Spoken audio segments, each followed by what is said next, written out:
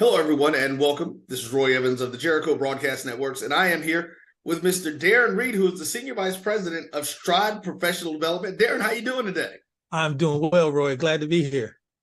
All right, well, thanks. So let's start off by telling the folks a little bit about what Stride Professional Development is. Yeah, absolutely. Stride is the nation's leading provider of online education in the K through 12 space. We were formerly known as K-12 Inc. and are over 2 decades in the space of providing free virtual online education across the nation to students, no matter where they are. We've since changed our name to Stride because we've expanded beyond the K-12 space, though that's still very much what we do as a priority. What we've also done with the Stride Professional Development Center is we've leveraged some of our expertise over the past 2+ decades of supporting schools and students and educators, teachers, principals, and we are trying to innovate, the way professional development happens for educators, and that we're doing that through the Stride Professional Development Center. Gone are the days where it's face-to-face only PD. It's episodic professional development. It's professional development that's not necessarily relevant to what teachers and educators need right away. So the Professional Development Center is designed to solve that challenge with some unique and innovative ways of delivering content. All right, man. Well, listen, we are super excited here at the network to be engaged with you all and helping to provide this opportunity for teachers all across the country, and especially those teachers that are coming from our HBCU backgrounds, because we know that education was always one of the stalwarts of most HBCUs in this country. They all had teaching programs, and that's what a lot of them were founded for. So there, let's talk a little bit about those special programs that you guys have for the teacher. Yeah, absolutely. And I think, Roy, you hit on the very important point. Right now in our country, we're facing probably one of the greatest challenges, of our teaching corps that we have in many, many years. And that's around this teacher shortage. A lot of teachers are exiting the profession. Just based on tenure, they're retiring and moving on, and then you have, our existing teachers who are being taxed and stressed, particularly post-COVID with, increasing demands, challenges that they're facing in the classroom, and a host of other issues that they struggle with. And we need good teachers, and we need to support the teachers that we have. So the two things that we're doing is that we know first-year teachers, among all teachers, are among the first to leave the profession within the first 5 years. I think they do at a 44% rate, which is just scary to think that folks are, graduated, want to go in the classroom and make a difference, but, feel like they need to leave within the first 5 years because it's so challenging. So we want to support them. Obviously, as a new teacher, your school that you work where you work your first year, the district where you work, there will be some professional development support to assist you.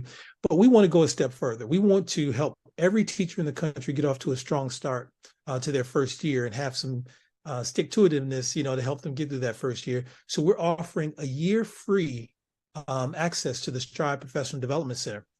It's a ever-growing online database of courses that will help them in a variety of different ways. Classroom management, targeted instruction, and a host of other things. And the content will continuously grow. Again, it's just another resource that allows them to sharpen their practice, to feel like they're supported, because the research says that teachers are leaving in large part because they don't feel like they get enough professional support. So we really hope that helps new teachers. So again, this is for any new teacher who just graduated in the country. All you have to do is go to our site and sign on using the Teachers Win discount at checkout. Also, we have another campaign where during Teacher Appreciation Week, we gifted all teachers in the country, no matter where you are, 6 months free Professional Development Center access. But we're doing a special thing through our partnership with the BCSN and our HBCU graduates, and also the schools that you work with. We want any teacher in the country who through our partnership gets access to the Professional Development Center, and they get 6 months free using the BCSN 23 passcode at checkout. Again, our goal is to support and get as many teachers on the site feeling supported, to really help them succeed and have some success, not only for them, but obviously for our kids and the communities they serve. So Most definitely. And Darren, listen, we are super excited again to be a part of this. My mother was a teacher. My aunt was a teacher. I have my best friend is a teacher. Absolutely. So we understand. I've worked in the school system for years. So I understand the resources that are needed. I understand why a lot of these teachers do take the time and they sit there, and after going through college, they're like, you know what, let's do something different. Yeah. So we're happy to be a part of this to help you guys change that. So ladies and gentlemen, here's all you guys need to do. All you need to do is take a look and go to the link that's right below us right now and see what you're going to do. You're going to see two links on the page now, just to make sure. The top one takes you to their professional development page, homepage, that'll let you know about some of the things that are happening there and the things that you have access to. Go to the second link that says Teacher Appreciation. That'll take you directly to the content page where you can sign up and get your free year if you're a new teacher, and your free 6 months if you're an existing teacher. Let's show them how we utilize resources, and we make sure that we take time, those folks who are HBCU alum, and use this. And let's see what Stride has to offer. We're excited about it. We know you will be too. Darren, is there anything else that you'd like to say to the folks? No, I mean, just, as a teacher myself, and understanding the need, and of course with the diversity that's needed in our teaching corps across the country, I know our HBCU teacher graduates are just exactly what we need in our community. So I really encourage them, and just glad to be doing this partnership with you all. All right. Well, folks, there you go again, Mr. Darren Reed, Senior Vice President of Stride Professional Development Learning. We will be seeing you guys, and trust me, you'll be seeing more from their partnership with us as we move forward, always trying to do our best to make sure that we move forward with the community. Take care. Thank you.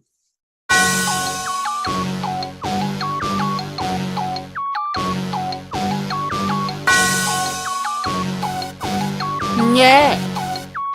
I love my HBCU, and boy, I love it, I love it, I love my HBCU, and man, I hope my team they won. Yeah. I hope my team they won.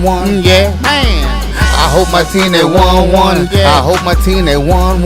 Yeah. I tune into the HBCU Sports Lab to see if my team won or lost. If they lost, I'm quiet as a mouse. But if they won, keep tab. I'ma do the dab, yeah. Dr. Cavil, he know what he be talking about. Mike and Charles, they know what they be talking about.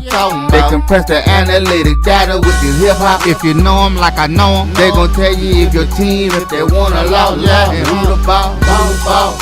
So listen to Professor, yes sir, and pay attention. This is Dr. Cavil with Inside the HBCU Sports Lab with Mike Washington and Charles Bishop. Mike Washington is still out on assignment.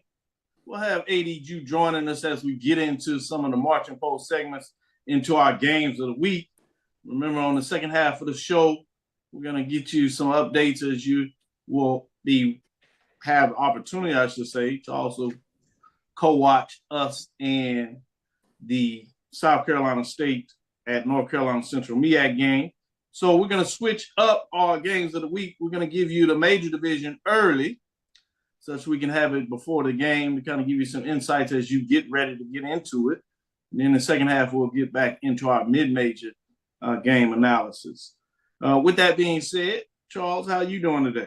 Doing well, Doc. Full slate of games this weekend, so looking forward to it. Got some great matchups starting with tonight. You mentioned South Carolina State and North Carolina Central. Get it on tonight in Durham, so that should be a good one.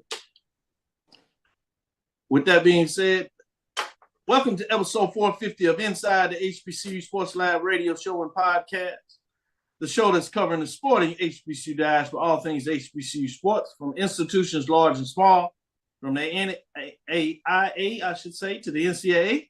We share insights and information on the HBCU sports culture, HBCU athletic aesthetics to facilitate the story of HBCU athletic programs and the business of HBCU sports. I'm your host, Dr. Kenyatta, along with my co-host and Mike Washington, Charles Bishop, filming from our home studios and sending a signal live, KCH 1230 AM studios, with the Texas Radio Hall of Famer, multi-Hall of Famer Ralph Cooper in the beautiful home of Texas Southern University. Today's episode of Inside the HBCU Sports Lab is sponsored by THG Agency, LLC. THG Agency is a company that provides sporting and educational consulting and data analytics. With that being said, let's get into some news of the day. What's on your mind, Charles? Yeah, let's take a look at it. Let's pivot a little bit. Let's talk a little basketball. MEAC preseason media day, and here's what came from that. Howard University, they nabbed the MEAC top spot and preseason player of the year honor as Shot Odom, and Howard University take the MEAC preseason honors for this upcoming 23-24 season. So Howard University sophomore guard Shot Odom was named the MEAC men's basketball preseason player of the year. Howard was also selected as the preseason favorite to win the MEAC. So we take a look at it. Defending MEAC champion Howard, they picked up 11 first place votes and being named the preseason favorite, followed by the Norfolk State Spartans, who were picked to finish second. And they also received one first place vote. North Carolina Central and Morgan State were picked to finish third and fourth, respectively. Maryland Eastern Shore, Delaware State, Coppin State, and South Carolina State, they rounded out the predicted order of finish. And then we also take a look at the preseason honors first team. Joining Shot on that first team all MEAC preseason honors are his teammates Marcus Dockery and Jelani Williams, Norfolk State Christian Ings, and Delaware State's Martez Robinson. So the 2024 MEAC basketball tournament will be held March 13th through 16th at the Norfolk Scope Arena in Norfolk, Virginia. So MEAC preseason basketball honors. Howard taking the top spot. Man, it's that time of the year already. The basketball folks out here taking shape, getting into it. Fascinating when you say what's going on there. Let's welcome Drew in here and see what his thoughts are in regards to any news that he wants to bring into the table. How you doing today, Drew? Happy homecoming, fellas.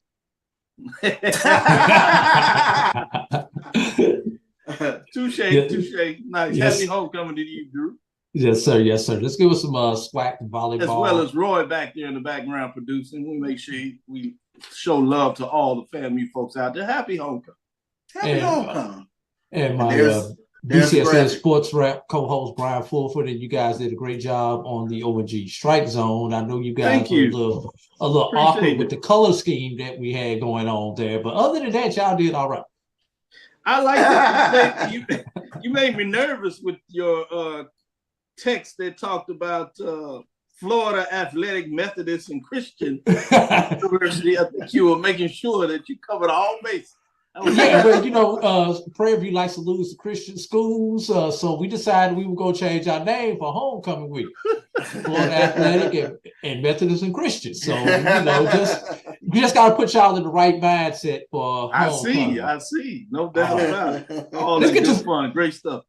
Let's get to some SWAC volleyball honors. The Southwest Athletic Conference has named Alabama A&M Saudi Amparo Smith, Alabama State's Trempress Chapman, and Madison Beasley, along with Florida A&M's Camila De La Rosa for SWAC weekly volleyball honors. Amparo Smith had a huge week for the Bulldogs as they went 2-0 with the wins over Bethune and my Rattlers.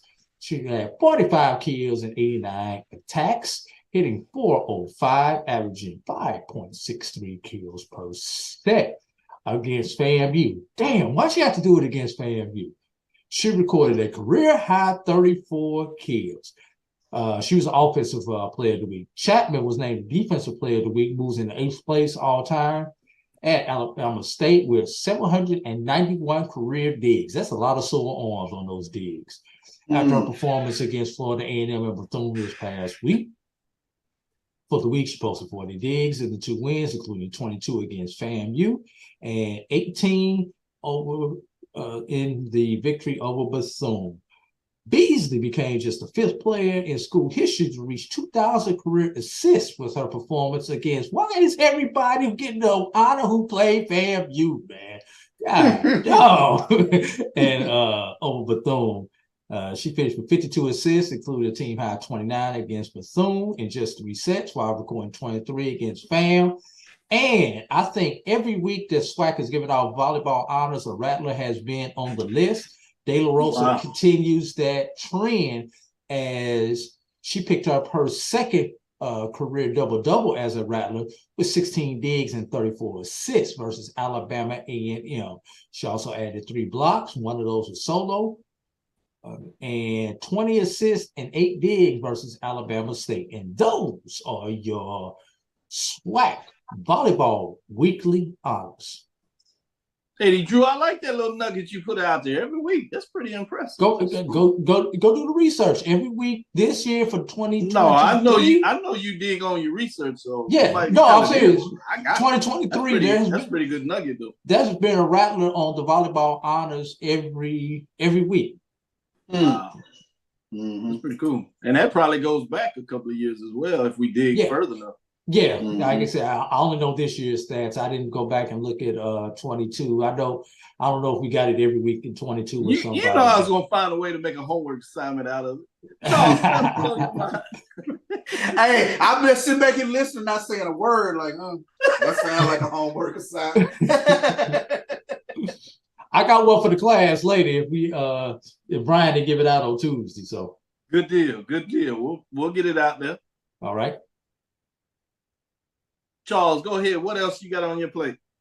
Yeah, let's take a look at SWAC announces additional Pac-12 SWAC Legacy Series games. Those games are set for ESPN+. The SWAC announced that an additional game to its streaming schedule of men and women's basketball games that are slated to stream on ESPN+ this upcoming season in conjunction with the league's partnership with the Pac-12. Of course, the Pac-12 SWAC Legacy Series, educational and basketball scheduling partnership between the two collegiate athletic conferences, is set to tip off for its second consecutive season. So we take a look at some of the games slated. November 16th on the women's side, Arizona State will visit the Grambling State Tigers. That'll be on ESPN+.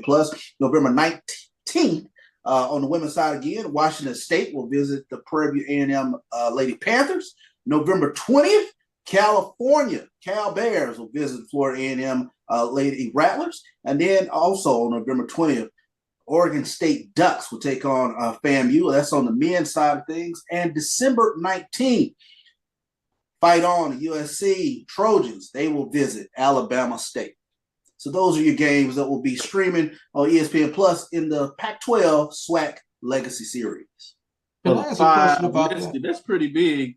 It's intriguing because after what happened last year, a lot of folks were saying, I wonder if they're going to extend this contract. Well, with the news of the Pac-12, I don't think it matters. Hey, Drew, what were you going to say? That was going to be my question. What happens to this series in 24 and beyond with essentially no more Pac-12? Because it's been great exposure and great opportunity for the universities on both sides, and some other power conference needs to step in and basically take the Pac-12's place. That's a great point. I wouldn't count on the SEC based on the other news we had out there. But with That's true. That being said, Big 12?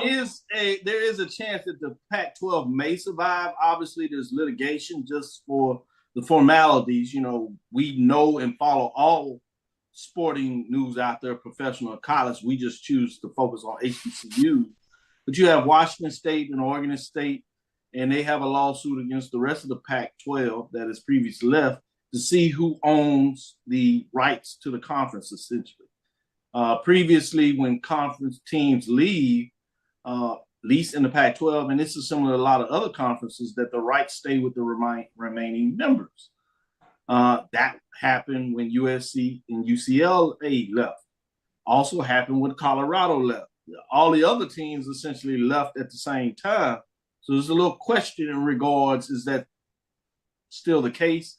Obviously, if you're Oregon State and Washington State, you say that's true and you want it to be the case.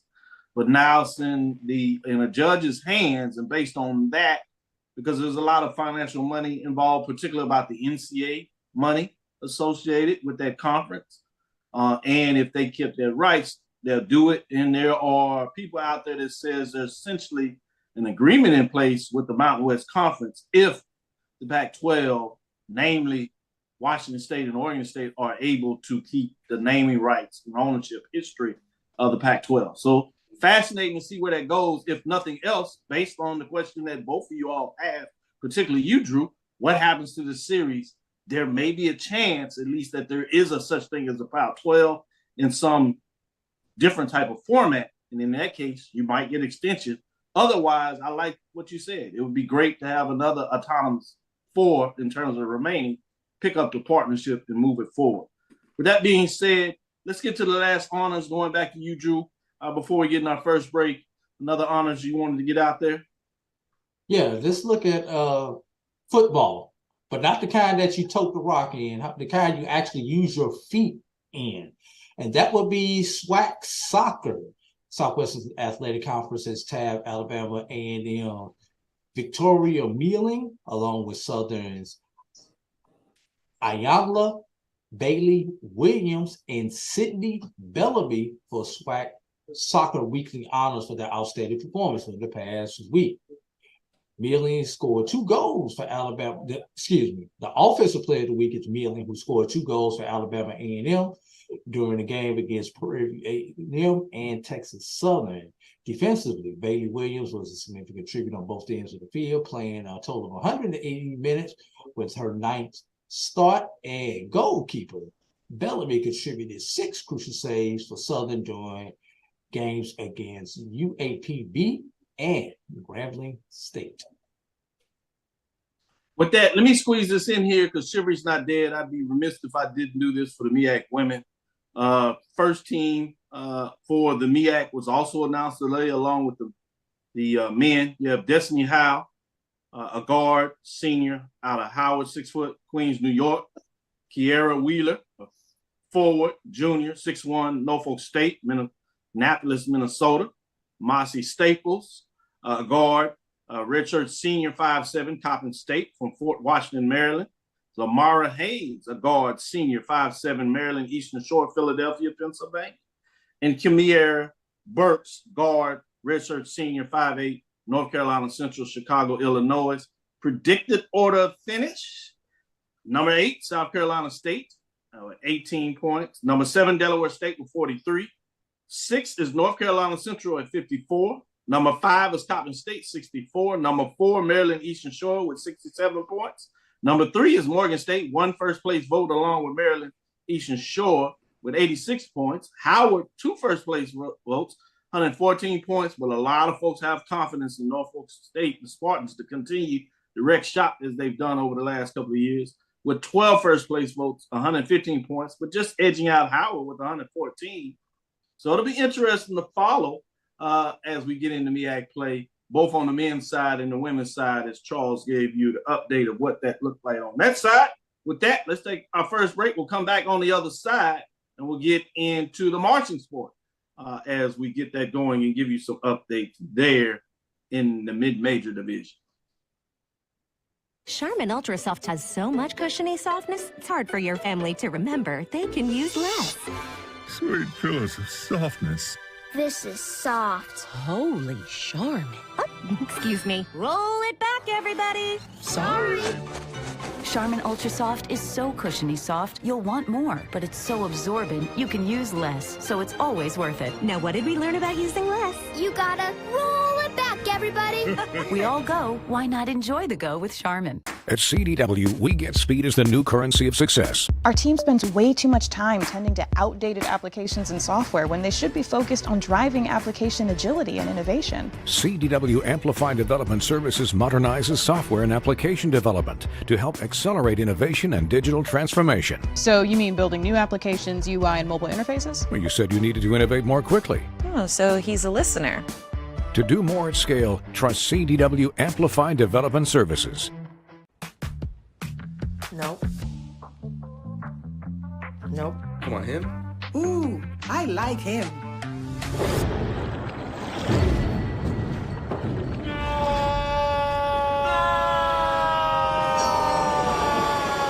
Quick, the quicker picker-upper. Bounty picks up messes quicker, and each sheet is 2 times more absorbent, so you can use less. He's an 8. He's a 9. Bounty, the quicker picker-upper. That's a pretty tight spot. Watch this. Of course your view parks itself. That's so you. It's just up here on the right. Of course you know where we're going. That's so you. Kinda got a 6th sense. And a head-up display.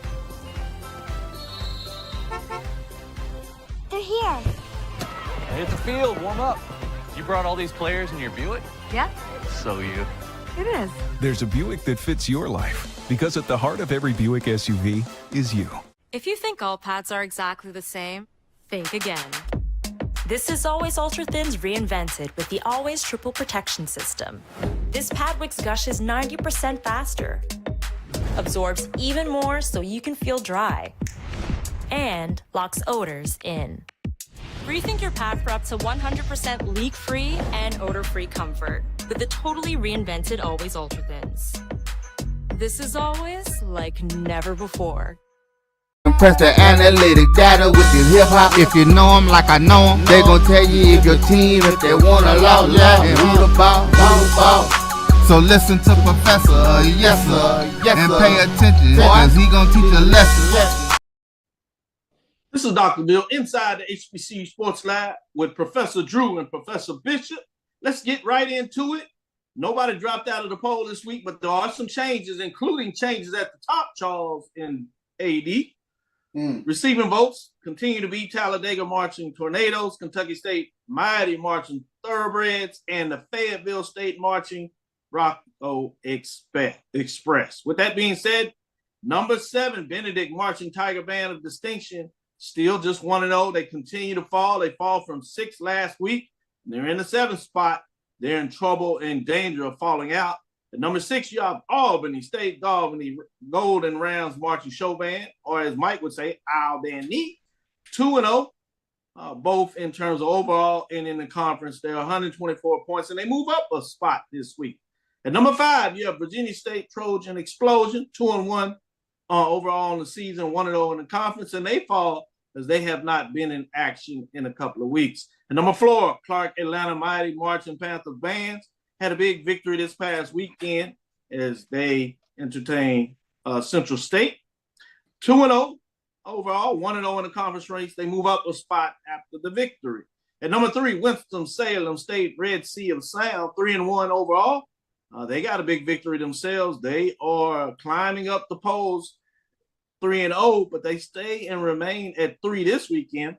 At number 2, Langston Marching Pride, they fall after no contest this week, 3-0, 2-0, 3 first place votes, 162 points. They move from number 1. The new number 1 this week is Miles Purple Marching Machine, 4-1, 3-0, 5 first place votes, 164 points. Previously ranked 2, they have 5 big-time matchups. They've traveled, they've been on the road, they've gotten some help with getting home games, but they have been in action, and they have been successful when they take the field. Marching into the stadium with the 0 quarter as long as the 5th quarter, they're getting it done. With that being said, AD Drew, what are your thoughts in terms of the top 7 in the HBCU mid-major marching sports on week number 8?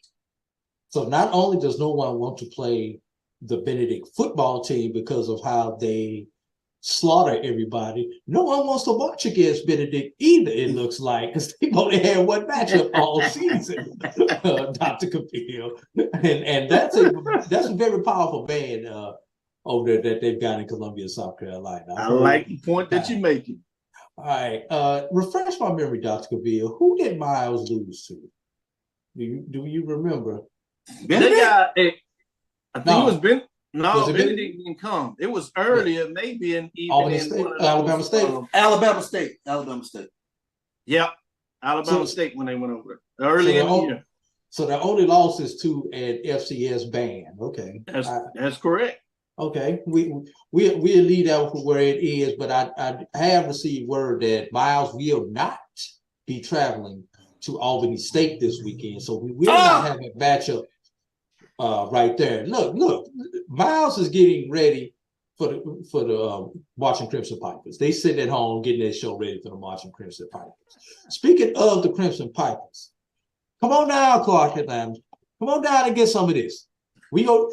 You look. We know we fired them first, but we want the band to feel the pain of you all firing our beloved coach.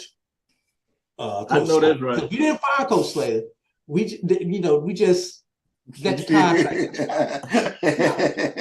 But y'all fired our guy, so y'all come on out here and let us stomp all over you. Yeah, he wanted to give him the double. Because their shed will put you to shame watching Panthers. I'm sorry. Go ahead. Oh no, great analysis, and I feel you as you push forward. As I go to you, Charles, what are your thoughts on the top 7? Looking at the Red Sea of Sound climbing on up the charts there, but I got tickled at AD. Want to get retribution for Coach Slater. Bring the band in. Hey man, I like. We need a double butt. That's the kind of band head that I like. General sports fan. Hey man, you get it any way you live. That's true. But I said this last week. I said over the next few weeks, the eyes will be on those teams that have those good football teams. The eyes will be on Miles, Virginia State, Virginia Union, Fayetteville State, and Benedict. So, want to see some battles coming up over the next couple of weeks, or you better have some real strong performances in the stands and on the field. Speaking of championship, ESPN released their rankings, courtesy of HBCU Game Day, Stephen Gaither, and the Fighting Gators on the band side. And he's been giving us this update, say they were coming. Well, look what happened. He was correct. Winston-Salem State climbed to the #1 spot in ESPN Band of the Year.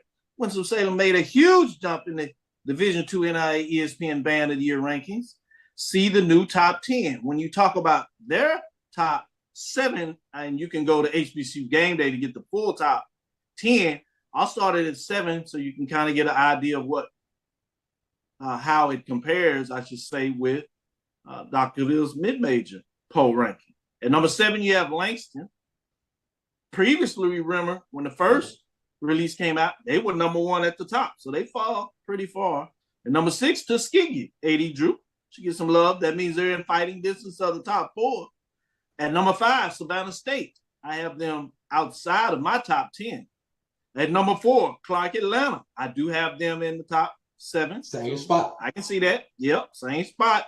At number 3, Albany State. I have them in my top 7. I like that. Number 2, curious about this, Morehouse is in number 2. I do not have them in the top 10. And number 1 in terms of that. And this is auxiliary. So I like the fact that they did analysis of the different spots. They have auxiliary. They do drum majors, musicality, as well as percussions and picture/drill design is the overall framework in terms of what that looks like. With that being said, we'll get into our first break and come back on the other side. I want to get into the major division games before we see this kickoff to get y'all thoughts on this matchup tonight in terms of South Carolina State traveling to North Carolina Central to see how you all think our viewers should consider that. So stick with us right after this break.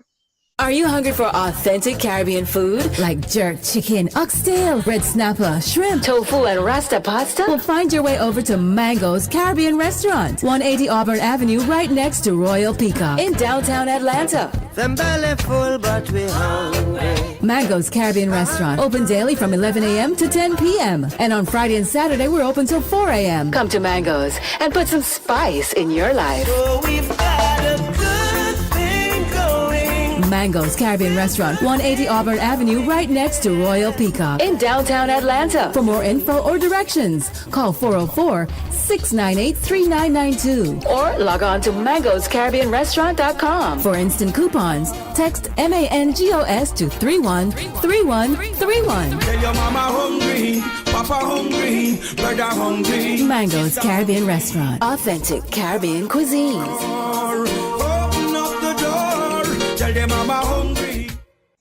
As technology continues to bring changes to the world of education, it's time we also reimagine teacher professional development.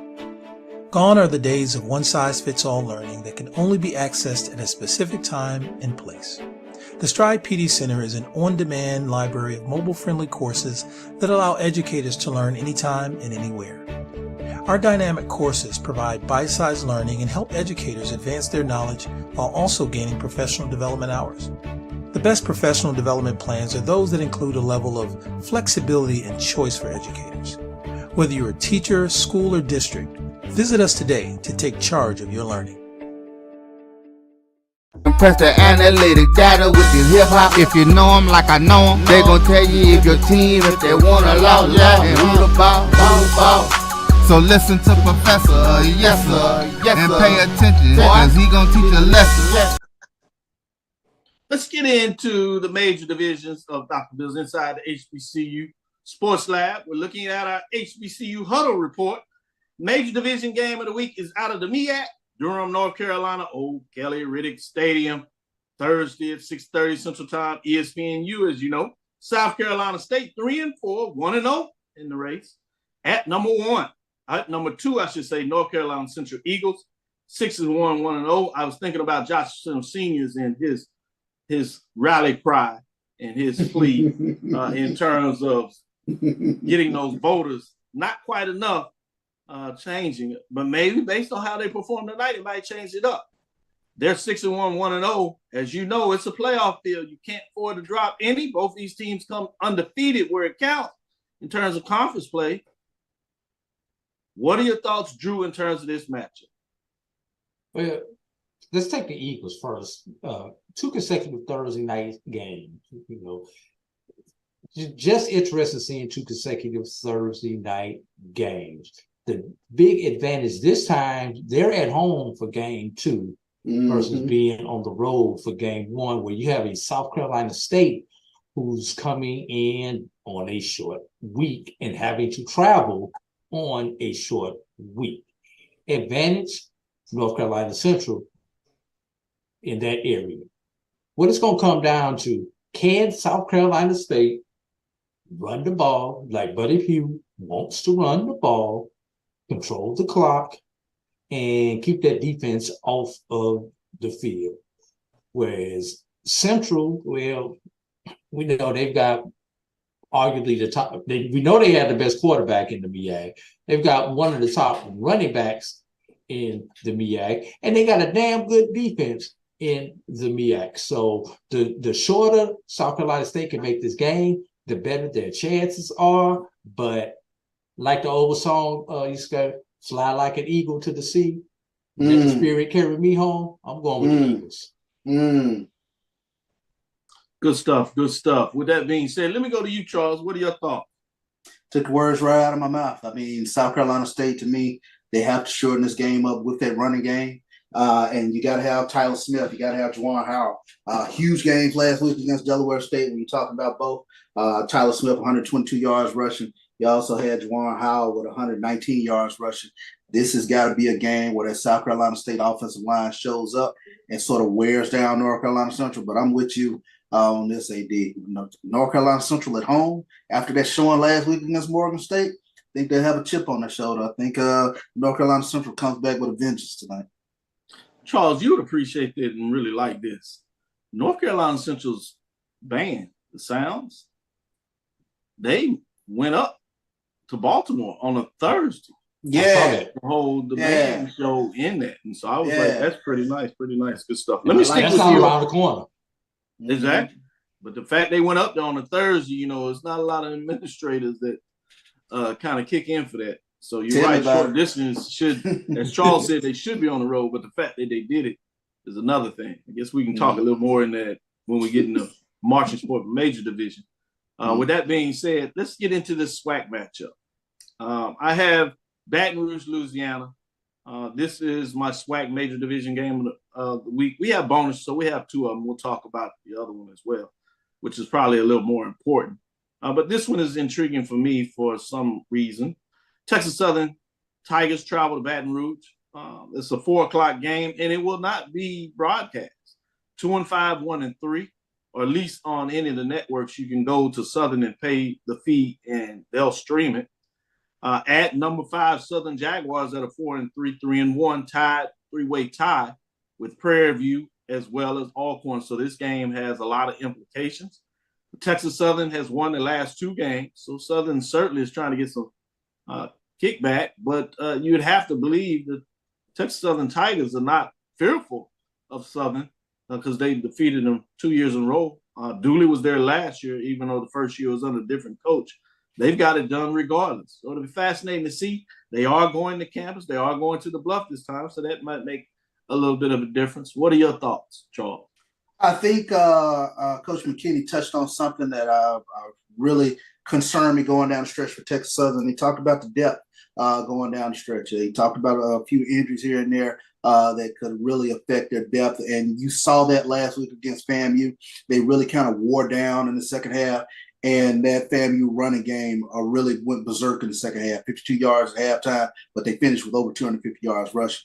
And guess who's kind of picking up the steam with regards to running the football? Southern. Great week last week for Kendrick Grimes. He had 22 carries, 128 yards against Bethune-Cookman. And then you got this Texas Southern offense going up against the number one defense in the SWAC is Southern. They're only surrendering 16.1 points per game. I'm looking for a similar type contest, a little ugly and sloggy in the first half, but I expect Southern to pull things out in the second half, and they break the Texas Southern curse of Texas Southern with these wins the past couple of years. So I think Southern will get the W in this. Break the curse. Prairie View folks and Alcorn folks didn't want to hear that. 80 Yeah. Hey, you said this game is not being streamed. Right there sneaking around as well. Doc, you said this game is not being streamed, so the Revolution will not be televised this weekend. Texas Southern. Let me start with Coach Dooley. Coach Dooley has a propensity not to pay attention to the tape and see what other teams do that is successful against their opponents. I give Dooley credit. He's going to do what he is going to do. He is not going to change his game.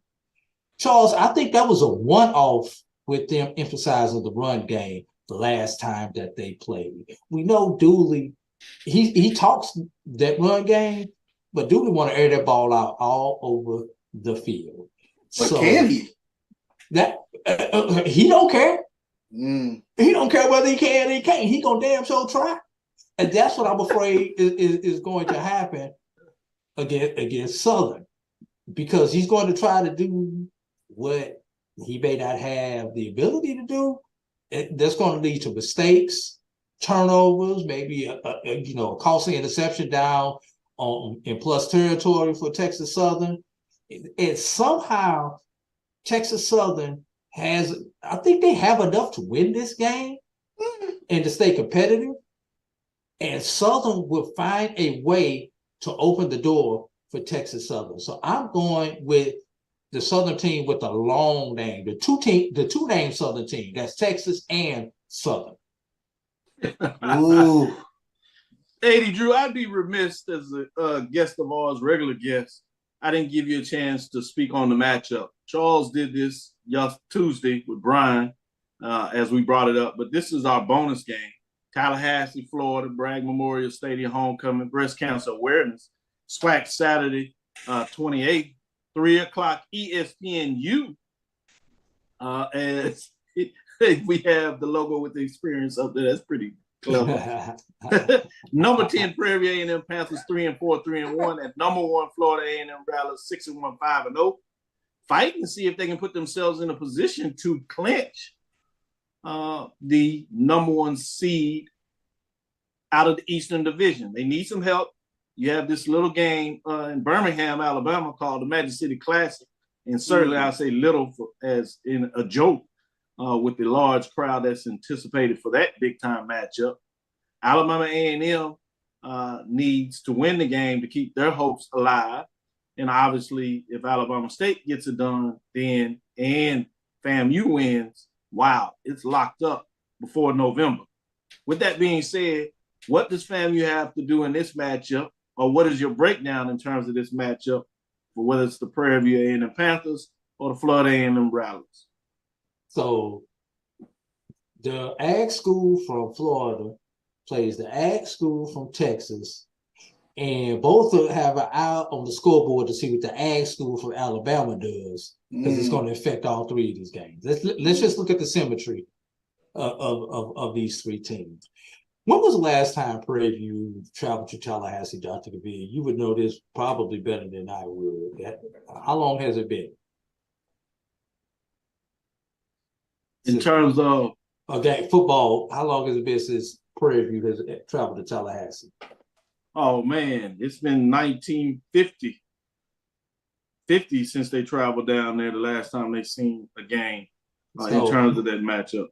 The reason I bring that up is because unless you've been at Bragg Memorial Stadium, they say we brag different. It's a totally different type of atmosphere at Bragg than at any other stadium in the SWAC. And I'm thinking Prairie View may come out a little shell shocked with just the distraction committee and everything else that occurs when you get into that Bragg atmosphere. And if FAMU can actually get off to a good start with all of that, by the time Prairie View wakes up, they may be down to possibly 3 scores. So with all that going on, FAMU knows what's on the line. Prairie View knows what's on the line because Prairie View is actually playing for a possible home field advantage should these two finish Great with point. one loss. So Prairie View has a lot on the line. The question is, can Prairie View withstand this onslaught that FAMU was going to come out with? Because at home on homecoming, they're going to come out the gates strong. Can Prairie View make Musa uncomfortable? Prairie View's here to shock the world. Run the ball. I did want to add this part of the history with your question. That's why it kind of shocked me. I was thinking about when they came to Florida, but specifically to Tallahassee was your question. Yes. Prairie View has never come to Tallahassee to play the game. Oh, wow. The previous games were in Jacksonville and Miami for the Orange Blossom Classic. Yeah. And I say, the first time that somebody goes into a stadium with a loud crowd, you've been to stadiums, and I know Prairie View plays at the State Fair Classic every year, but that's their crowd. You know what I'm saying? They play Texas Southern. That's a lot of their crowd. There will be the only purple and gold you're going to see in Bragg Memorial Stadium are going to be the Omegas. They will not be Prairie View supporters, not too many of them. So just keep that in mind, Prairie View, as you hit the road. So that's a great point. I will say the most similar game that you will see, which is a heated rival of FAMU, that they've done that is Baton Rouge. Similar size stadium, similar type of fans.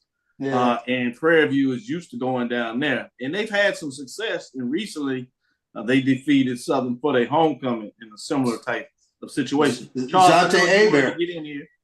Yeah, I was curious. You said Bragg, the Bragg Stadium, in terms of the atmosphere being, you said that might be one of the most intimidating atmospheres in the SWAC. Doing events like that, doing a homecoming game, Southern game, when that stadium is full, it is an intimidating atmosphere for the opponent. Now, when we only got about 17,000, 18,000, yeah, it's like any other stadium. But when it's overflowing like it will be on Saturday, that's an intimidating stadium. That's an intimidating place to play. Yeah, I give it Prairie View. They played the SWAC championship in front of 50,000 or so a couple of years ago. So, but something to think about. How many Prairie View fans was there? How many Prairie View fans making this trip? We had the nerve to make this trip down to homecoming because we sold out of tickets before a lot of Panther fans had the opportunity to get. You'll be surprised the Prairie View folks they're gonna find their way in there because I got messages those that were flying out today that are already there. I had made plans myself to get in there, so Prairie View travels quietly.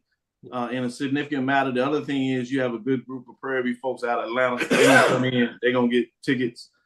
I would agree with you when you put the caveat. You said one of the, and you're exactly right. It's one of the. Oh, yeah. But the unique thing, and that's great about the SWAC, is the fact that you have significant matchups. Going into Alcorn for their homecoming is nothing to sneeze at. Going to Southern in their house for a homecoming is nothing to sneeze about. To be honest with you, even though they're much smaller, stadiums going into Valley, which is a hard place to get to, or Pine Bluff for their homecoming, is nothing quite like it. But all that being said, I get your point. And that's what's nice about the SWAC is the tradition of the teams, particularly for homecoming. You can get some exciting things. Before we get this next break, I have to give you an update. Some people are cheating and watching it out there. Big play by North Carolina Central, pass play. They took it to the house. Central is already up. The Eagles are already up 7-0. That's why you're in the commercial break, because they went to run play that was stopped, and they come back. Will Wright route essentially out of the backfield over the top. About 70-some plus yards. With that, let's get into our next break. We'll come back on the other side and give you some updates. I did want to do this quickly because I had a chance to share this on the ONG Strike Zone, and AD, you brought it up. I think it'd be nice to get it out to our viewers. I know many of us share the viewers.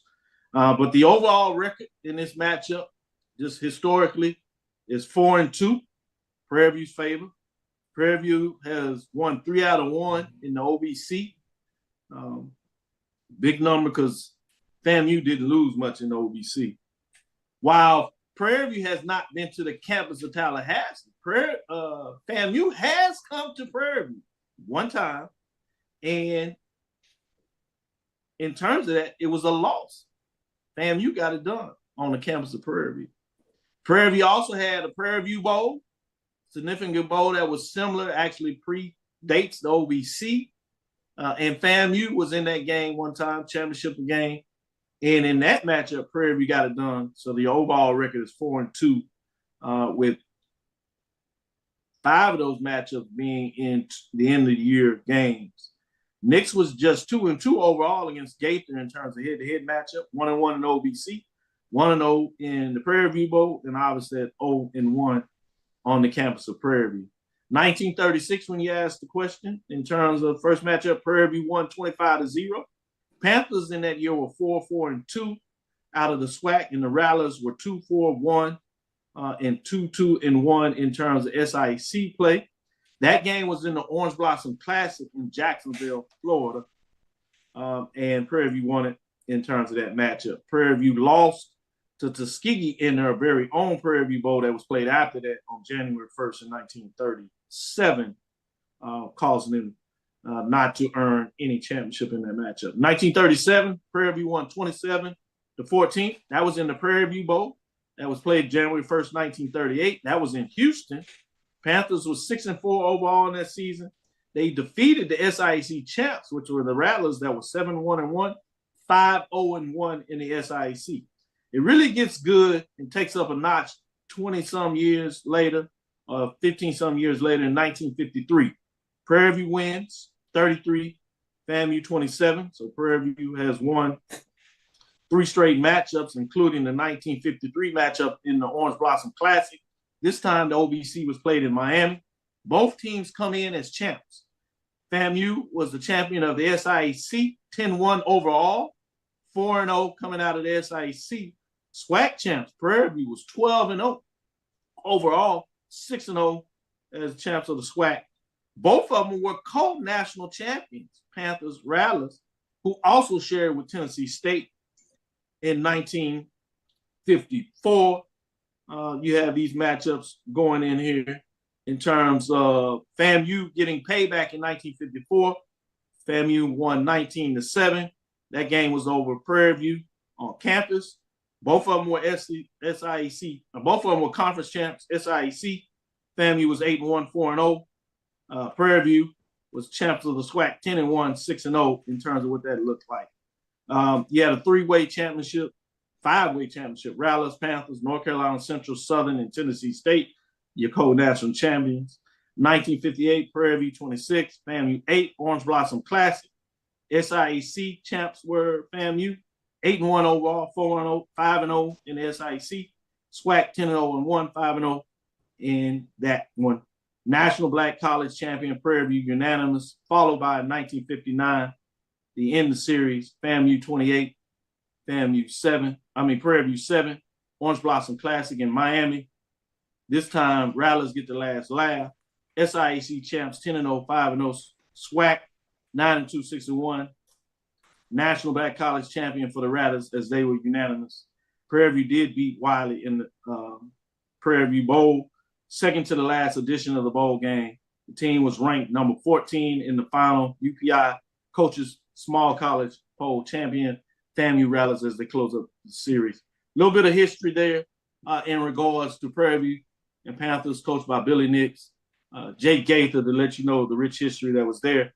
Let's take our break, come back on the other side, and get in the major sports as North Carolina Central still holds the lead 7-0 in the first quarter of that game. The Cavil Group is a Florida-based marketing and training consulting firm. We help businesses communicate to their target audience and engage them in conversation. We also help to expand their audiences, which will ultimately result in growth for those organizations. In addition to being a certified constant contact specialist, my colleagues and I are also certified in John Maxwell Leadership Principles. We use these proven principles to conduct workshops, training, and private coaching sessions for individuals and companies looking to take things to the next level. Contact us to schedule a free consultation. Issues today, don't delay, call Cavil. It's never too early to plant the seed, to share the tradition, and instill a sense of pride in your HBCU with your little ones. HBCU Pride and Joy Children's Boutique helps you share your school spirit with a wide selection of adorable kids' apparel and accessories officially licensed from your favorite HBCU. Visit hbcupridejoy.com and follow us on all social media at HBCU Pride Joy on Facebook and Twitter. You see, Head & Shoulders has Scalp Shield technology, protects against flakes even between washes. It's never not working. Kind of like us. We're never not working. Number 15? That's my rub. Ooh, nice. Never not working. Never, ever, never, ever not working. Welcome everybody to Juneau, Alaska. I don't like this one. Me neither. Let's get out of here. Dandruff protection that's never not working. Head & Shoulders Scalp Shield technology. From novice to aficionado, find yourself here. High quality cigars plus personal customer service. Slow Burn is Waco's only mobile cigar lounge, featuring a meticulous, curated collection of premium cigars. Visit our website, www.slowburnwaco.com. That's www.slowburnwaco.com. Compress the analytic data with your hip hop. If you know them like I know them, they gon' tell you if your team, if they want a lot, and who the ball. So listen to Professor, yes sir, and pay attention, cause he gon' teach a lesson. This is Dr. Mills inside the HBCU Sports Lab. Before we get back into it, let me give you an update. Big punt return by North Carolina Central that puts them in South Carolina territory on their second drive. Coach Trey Oliver is fired up on the sidelines, and I get to part of that is the fact that he hadn't got it done against Coach Buddy Pugh. So as Buddy Pugh is retiring, I think he has a lot of respect for him, but he sure wants to put that L on him before he gets out of here. That being said, let's go to the major division of the marching sport. No team dropped out this week. Receiving votes for Howard, the Showtime Marching Band, North Carolina A&T, the Blue and Gold Marching Machine, Florida A&M, the Marching 100. The Rattlers are still up in here. Let's get into our top 7. No changes at the top. Some changes around the poll ranking. At number 7, Tennessee State, the Aristocrat of Bands, 2-1 this past weekend. Obviously, 2 weeks ago, they had the matchup with Norfolk State, the Spartan Legion. Couldn't quite get it done. Very close, great matchup. But they stayed in number 7, remaining at 7 this week in week number 8. Number 6, you have Texas Southern, the Ocean of Soul, 3-0. Undefeated this season, but they haven't had a matchup in the last couple of weeks. They've fallen a spot, to number 6 after previously being 5. Bringing us to number 5, Mississippi Valley State, Mean Green Marching Machine, 4-0, 1-0. Big matchup with Jackson State, Sonic Boom with South, 150.8 points. They fall from the 5 spot. I think they actually handled Jackson State really well, but Jackson State had got too much for them. Yeah. It wasn't just that. It wasn't just that. It was the fact that they did a honor to the young man, the alpha young man that fell, and they had his initials They played a song that honored him. And I think when you put that kind of emotion, you don't have to worry about anything else. The matchup was good. It wasn't just about having too much as you think about the Sonic. But you do something like that, you get people's attention and you're going to get the votes. I don't see how you cannot. And they did it in a very tremendous, moving fashion.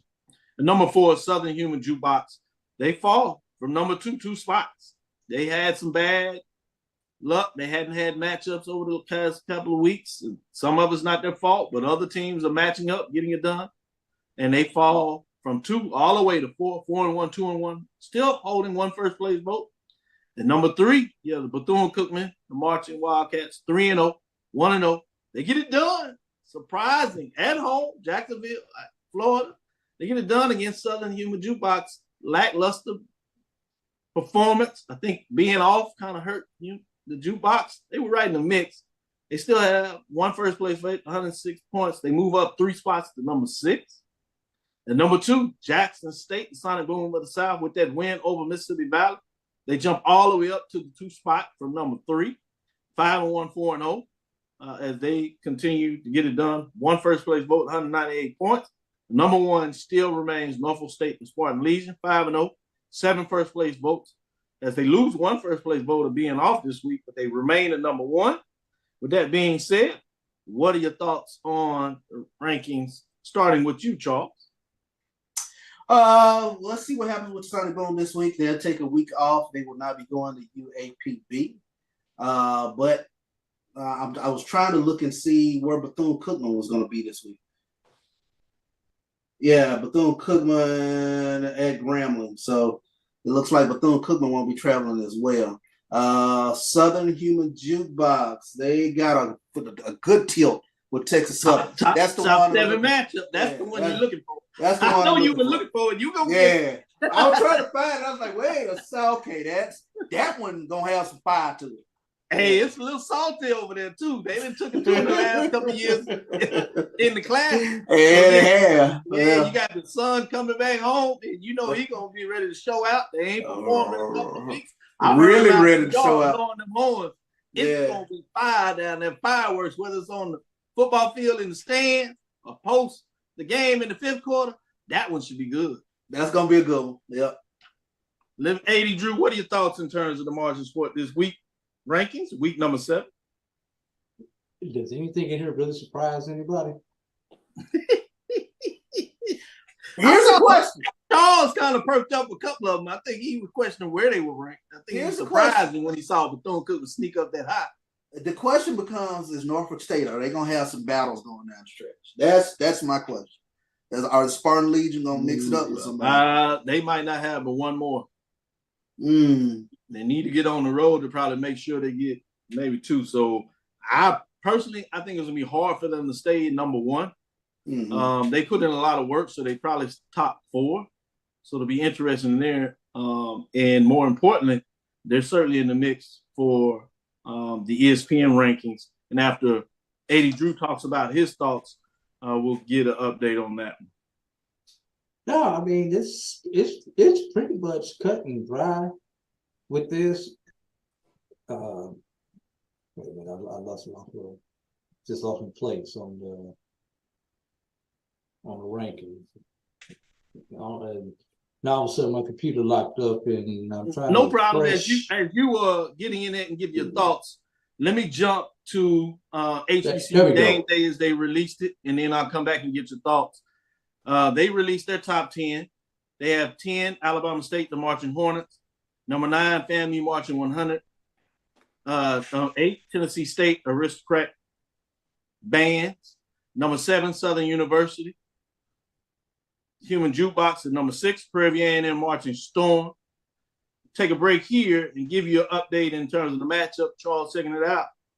They had drove all the way down to right outside the 20.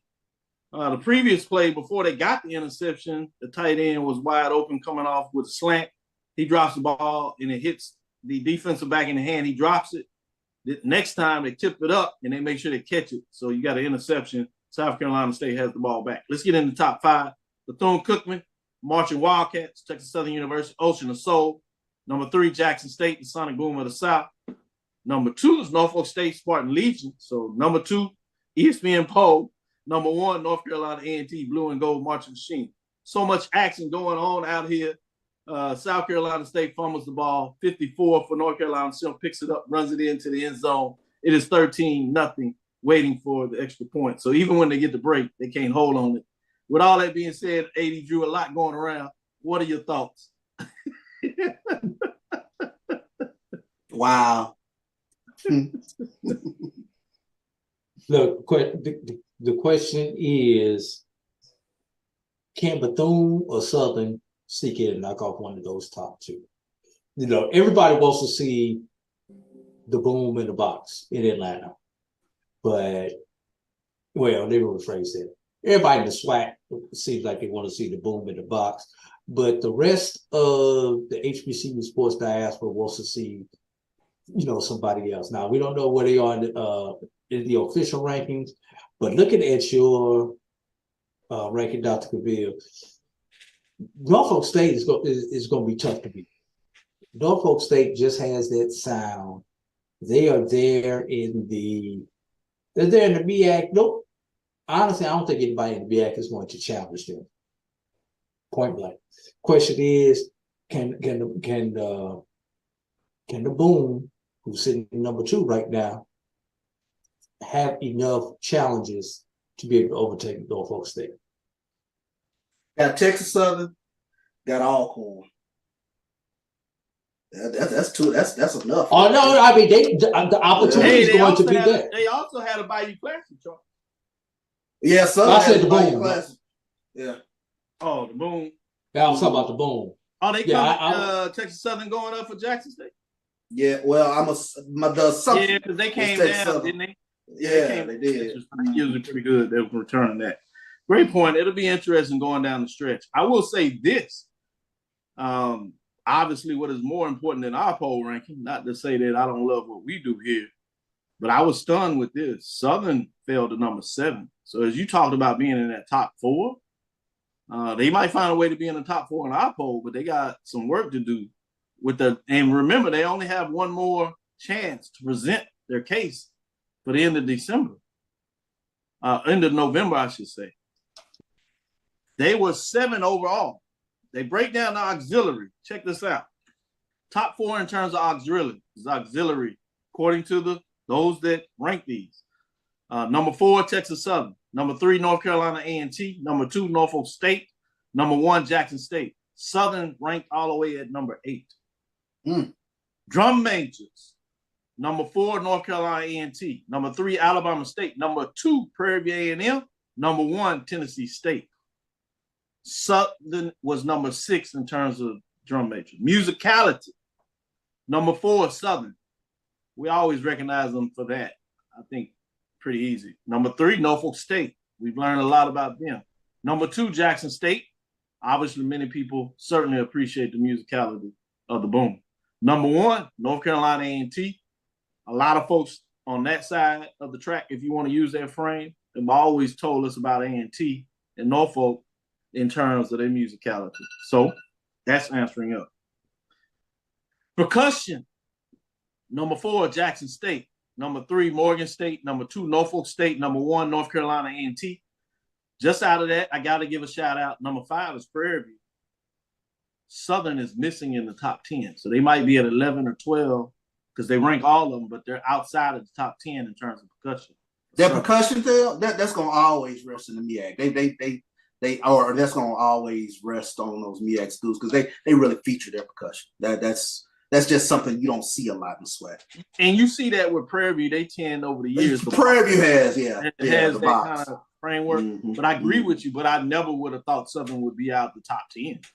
Mm-hmm. And that's probably what is bringing their overall ranking down. And remember, it's what you submit. So you better really think about what you're going to submit for them to analyze. They could have just had a bad week and they decided they submitted.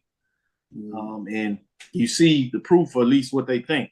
The last one here before we take our final break, come back and do the matchups at the mid-major level. Pitcher/drill design, top 4 with Jackson State. Bethune-Cookman, Norfolk State, North Carolina A&T. You see Jackson State relatively high in all these rankings, which is easy to see. You see A&T ranked high in all these rankings. You see Norfolk high in all these rankings and what you see in there. They do have Southern at 5 just outside of that to give you some indication there. Tennessee State, FAMU, just to give you some other ones are outside of that. Those are the 5 measures they use. And so I thought that was fascinating. And the fact that they added that from last time to give you some more clarification. So I have some appreciation of that. With that being said, let's go to our next break. Come back in on the other side. We'll give you our final segment in regards to the mid-major matchups to watch this week. We do have one crucial one because we have the conference that keeps on giving, which is the SIAC top 7 matchup. We'll get into that. With that being said, 8:30 left in the first quarter. North Carolina Central's Eagles are up 14-0. South Carolina State has the ball. Stick with us. We'll be right back after this last break. T. Madden and Associates is a sophisticated and experienced law firm located in your neighborhood. We're turning injury to cash. T. Madden and Associates obtained almost $2 million for my injury. They turned my injury to cash. Now, we can't guarantee how much your injury is worth, but we've recovered millions for our clients. Call T. Madden and Associates at 833-PAID-123. That's 833-PAID-123. This is Brian Fulford. AD Drew and I are co-hosts of the BCSN Sports Wrap. We talk about all things related to HBCU athletics. From the games, teams, coaches, and fan interest stories, we cover it all. You can find our shows on Facebook at BCSN Sports Wrap, YouTube at MyJBN Online, and everywhere you listen to podcasts like Anchor, Spotify, Google, and Apple Podcasts. You can also find the show on the Jericho Broadcast Network's app. Make sure to download. We look forward to you joining the conversation and being a part of the show. Press the analytic data with the hip hop. If you know them like I know them, they gon' tell you if your team, if they want a lot, and who the ball. So listen to Professor, yes sir, and pay attention, cause he gon' teach a lesson. This is Dr. Cavil with Inside the HBCU Sports Lab. Let's get into some of our mid-major matchups for this week as we get going and get into it. Excited about what's going on at the mid-major level. We're going to start with the CIAA mid-major division game of the week. I'm going to go with the Virginia State Trojans. You don't have a lot of teams in action in terms of top 7 matchups, but I thought this was a key one important. Virginia State Trojans, they lost last week, upset probably of the year for most people as they were undefeated, particularly who they lost to, Elizabeth City State, that was winless in the conference. They get it done, 17-16, can't quite get it done, and it falls down. But now they face a Lincoln, Pennsylvania team that's pretty hot, trying to get their first winning of the season. In some seasons, I should say. They're 4-4 overall, 3-3. I have them top 13 in my overall rankings in terms of what they might look like. Saturday at 1 o'clock Central Time, that's high noon Eastern. It is in Rogers Stadium, Virginia. With that being said, Charles, what are your thoughts on this matchup? Can Virginia State bounce back? Virginia State will bounce back in a big way, and I'm looking for Jordan Davis to have a huge bounce back game. In the loss last week, 282 yards passing. But no, I cannot see Virginia State dropping this. Not back to back. Good stuff. Drew, I got to ask you the same question. You shook your head like you don't see it either. Trojans have a problem bouncing back, making that Virginia Union game all it's supposed to be worth? There's no way in hell Virginia State will lose this game knowing what they have at stake. Yeah. Yeah. But as quick as I say that, I think back to Virginia Union last year, dropping that game against Shawan. So I don't think it's going to happen, but I'll never go 100%. I'll go 99.1%. Good stuff. Good stuff. I'm going to stick with you. SIAC top matchup. Number 3, Miles Golden Bears, 6-2, 5-1. Want to stay in that race. Chasing that elusive number 2 spot. They're at Albany State Golden Rams at a 4-4, 4-2. This is in Albany, Georgia, University Coliseum, 4 p.m. It's on Black College Sports Network. Check us out. Check it out.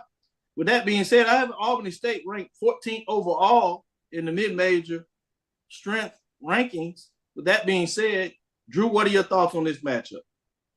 Look, let's start with Albany State. And as you know, I live down here in the Albany area. There's some people talking in Albany, in Golden Ram fans, who are a little bit disappointed in the fact that Albany State is still in the race, but not the number one position. Go figure that. You know, the man ain't playing with his players. He ain't had a chance to recruit his own players yet, and he still got y'all in contention. But y'all want to scream and holler?